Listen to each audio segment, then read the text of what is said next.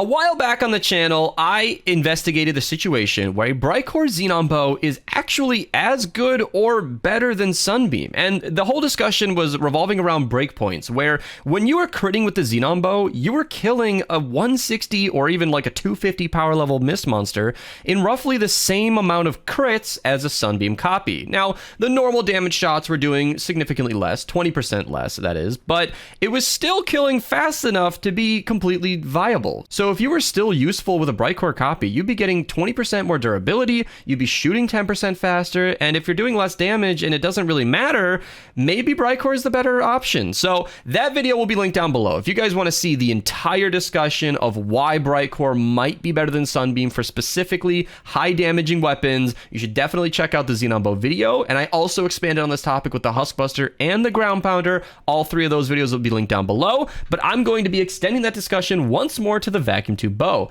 I got a comment recently that asked me, hey, if the Xenon bow is actually really good with Brightcore, what about the vacuum tube bow? And I thought, I have no idea why I didn't think of that. Or maybe I did and forgot to record it or whatever, but I'm going to be doing that today. Same as before. We've got a Sunbeam copy and a Brightcore copy perked exactly the same. And this is basically just what we're looking at here. So I'm going to be running the exact same loadout as before. Stoneheart Pharah in the lead, just so that we are chaining lightning as much as possible. Then we've got Totally Rocking Out with Battle Beat and Fumble, just to maximize the output of this weapon. I want to be doing as much damage as possible. So we got Rabbit Raider and Quickscope. If you guys want to build a more well-rounded bow loadout for what you're doing, I'll link my best bow loadout video down below. Definitely check that out. And a new addition, a little bit of new science. Shouts to Annaverse. She came in the stream a while ago and told me that Rex Jonesy was better than the Thick Skeleton Lady. I have always just gone for the extra 15% damage after a reload, but she said even without Blast from the Past, his extra 3% damage once per second is actually better. It's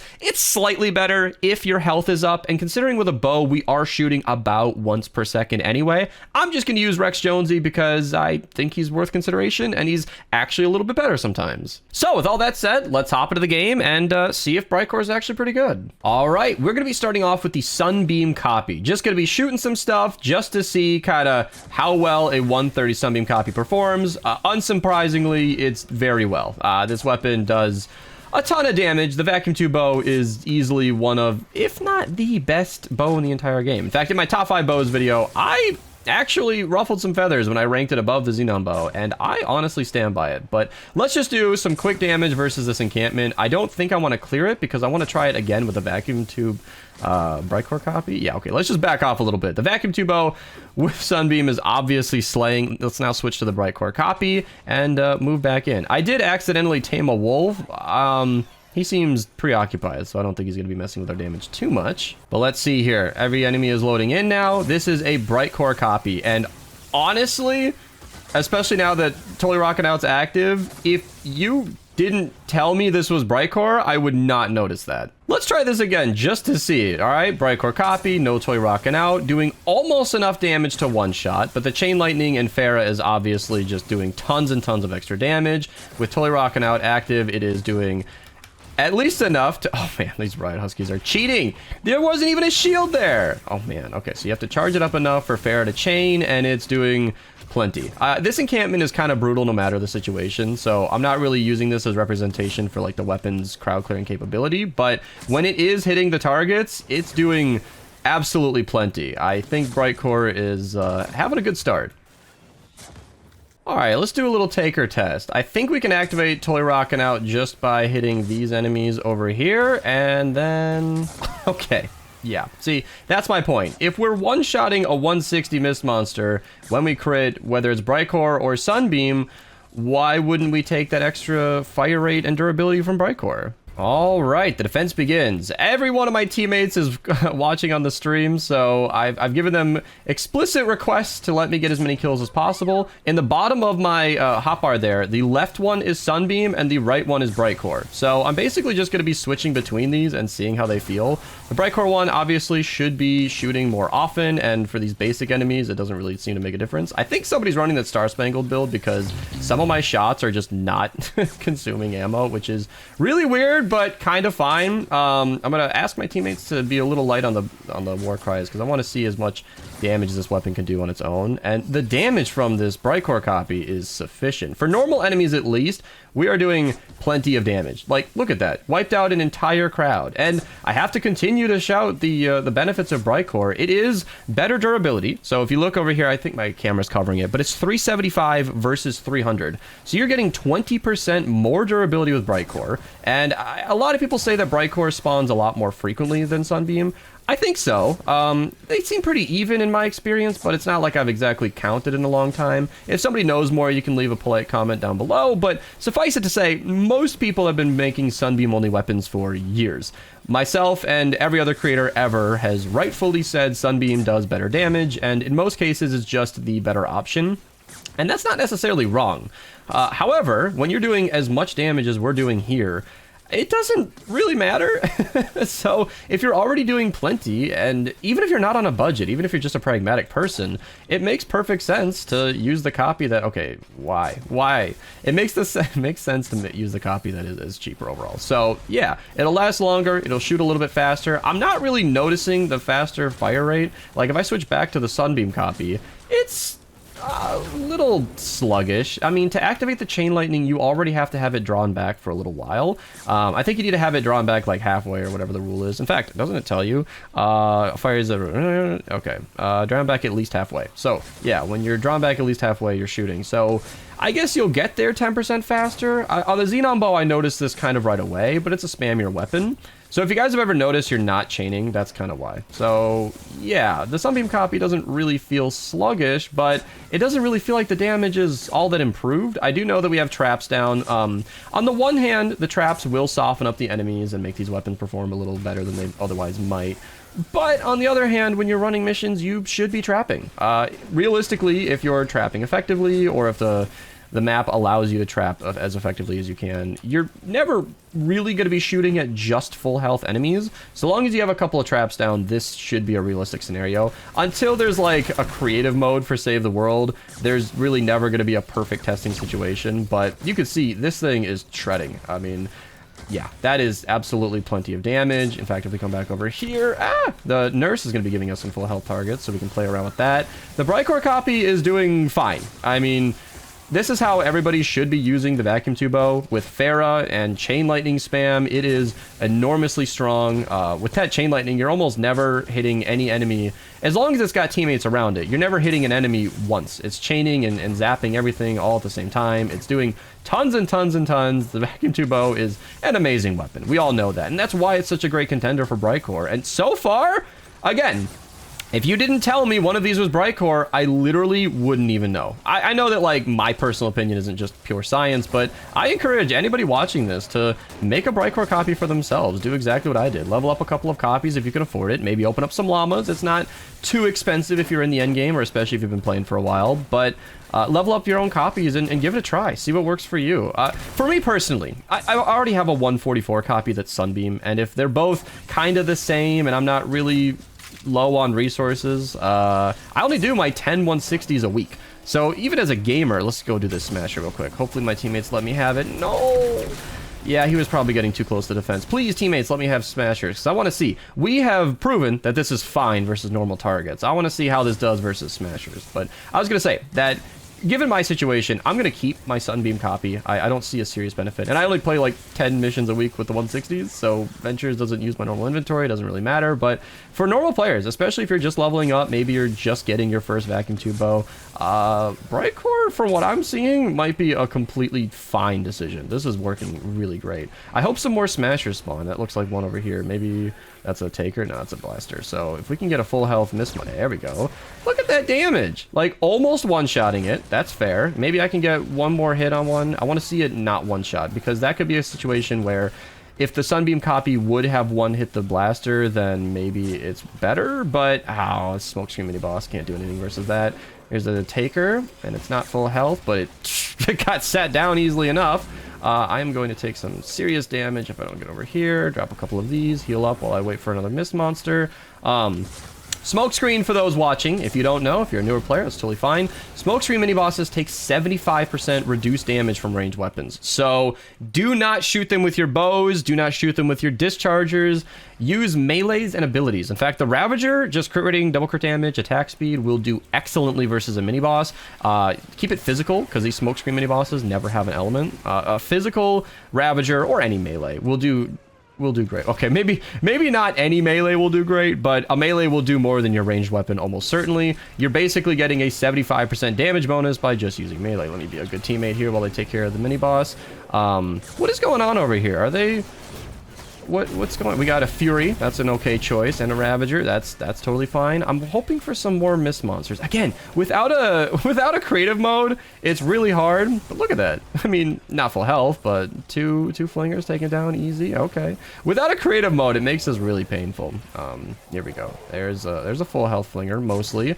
Doesn't get a crit, and then it crits, and then it's dead. That's just kind of the thing with crit builds. You just have to gamble. I do have a football, though, so if I can save this for a big target, they're going to despawn. Well, that's kind of a bummer, but that's okay. It's honestly doing great. I'm tempted to record a second video just to get more footage of me killing Mist monsters, but I've been comfortably using the Brightcore copy this entire time, and I haven't really missed the Sunbeam one. You can see that damage is not that much more. Like that crit... Oh, man. I gotta get to my campfire. Ah! Okay, you know what I should just be doing is healing pads. People ask me why I don't use them, and oh, actually the campfire did just fine. Are you in a tree? He's in a tree. So, yeah, Sunbeam copy is a little more sluggish, and it hits plenty hard. Ah! I'm getting kicked off. I don't know. I think Brightcore is the winner in this one. Again, not pure science. I expect everybody watching this to make their own decision. There's a smasher over there. That's pretty good damage, though. On that one hit. Yeah, it's... two-shotting. I missed that one. Correct element.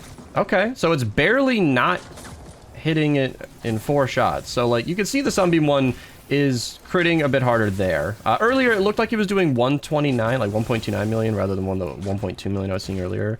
That seems slight, but at least versus the Smasher, it looked like the Sunbeam was doing significantly more. I would need more data, like this guy over here. We have a 250 power level Smasher that's been completely distracted from the defense. Let's see how well a Sunbeam copy can do here. Obviously, I need a crit, and that will help.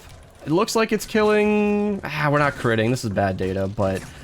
1 million right there. It seemed like it was about as much. So, yeah. Kind of a scuffed recording. I can only show what spawns in game. I don't think a second match is necessary, though. Alright, I started another game anyway, because somebody in chat mentioned something very interesting, that the chain lightning damage does not change between Sunbeam and Brightcore. So, if you observe, we're getting about 114 is what I'm seeing there. And we have Toy Rockin' Out active, so I'm gonna have to wait a second. But you can see now that I've swapped to the Sunbeam copy, the chain lightning is still that same 114. Let's go get some more footage. So as you can see, the chain lightning is actually the same exact number as before. So if the chain lightning is doing the exact same amount of damage, the only difference between Sunbeam and Brightcore is that Sunbeam does more initial damage, and then Farah does more damage from the Sunbeam copy, and that's it. So that makes a lot of sense as to why Brightcore was performing so well, on top of all the reasons mentioned earlier in the video.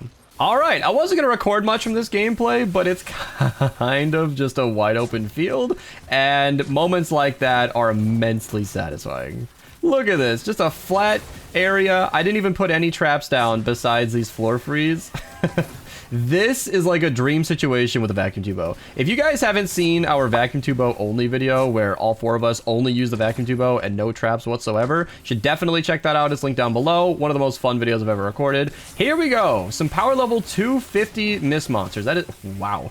That is exactly what I recorded another gameplay for, because I just really wanted to see if one-shotting matters, you know? Like, so far it seems like the answer is a clear and resounding no, but I want to see if there's really a difference between Sunbeam and Brightcore on that front. It looked like if we aimed for a head and got a headshot, see, the Sunbeam copy didn't even one-shot, and that guy's already low health, so they're both dead in the same amount of shots. Here's another situation. I got Toy Rockin' Out active. That one did get unlucky and didn't crit. It does look like we're headshotting for about 2 million there, which is a lot, but the chain lightning is, again, same between both copies and cleaning up everything on top of Farah chaining as well. So here's another mostly full health. There we go. Yeah, so he went down in 1 hit. So it looks like at least the Sunbeam copy can 1 hit. I know he was at like 95% health, but as mentioned earlier, if you're trapping your missions normally, you're going to have situations where they're not full health. So again, all right, Smasher. Okay, so before it took like 5 shots, and that one didn't crit in there, but you're not always going to crit anyway, so yeah, we are getting help from a few traps, and we're getting a little unlucky.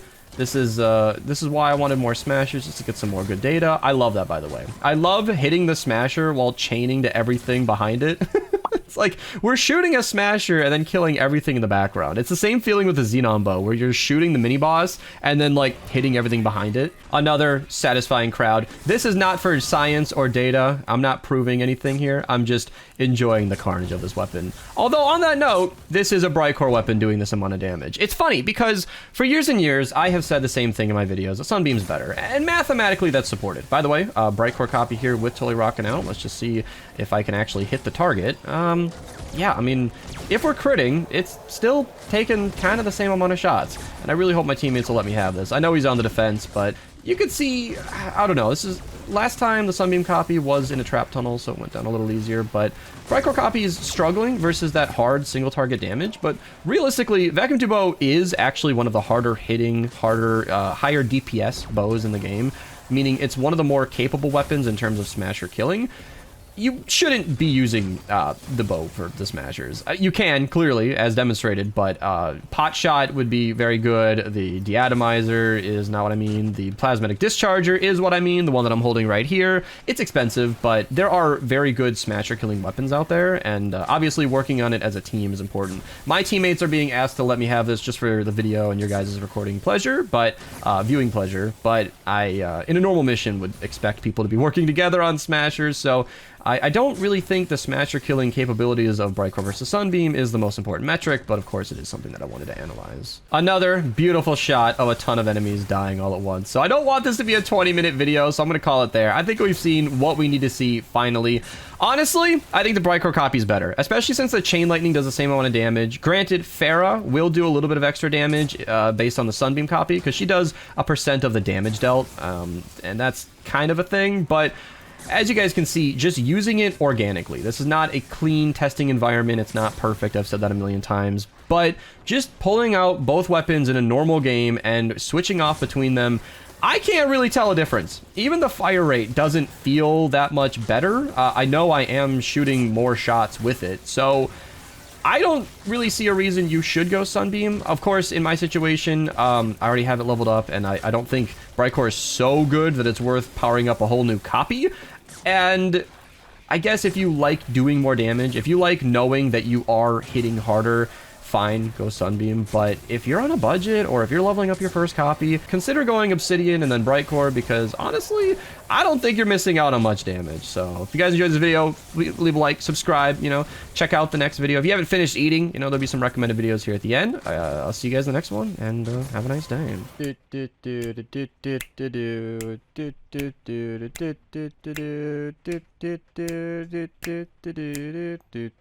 And then